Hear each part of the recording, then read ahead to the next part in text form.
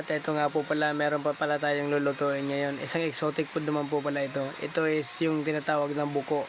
Kung tawagin is sa English is snail. Ito rin po ay lulutuin ko rin ngayon. Let's go! Ayan, at ito rin ay isang exotic food din ito. Ito yung tinatawag na snail dito sa amin. Buko kung tawagin dito sa Bicol. Ayan. Ginataang buko. Snail.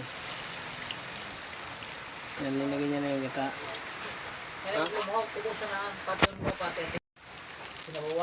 At tinagyan na ng paminta. Ayan. At ito nga po pala, lalagyan na namin ng sili, isang kutsarang chili oil. Ayan. Para lasap na lasap yung anghang. Ayan o. Sarap. At ilalagay na nga po pala namin tong malunggay. Ayan na yung malunggay.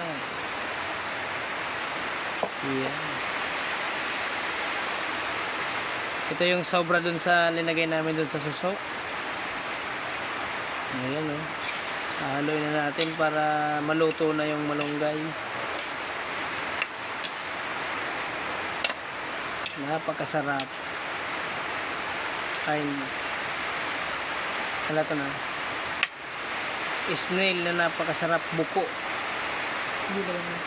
Tapos lagyan na natin ng konting suka. Pang-asim. Ayan.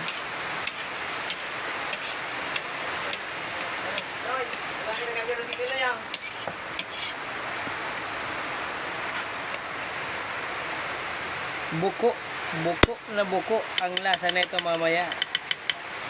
Extra rice is the key na naman. Ayan, at finished product na nga po pala ito guys. Kung nagustuhan nyo ulit yung luto ko, paki-follow and heart na lang po. Maraming salamat.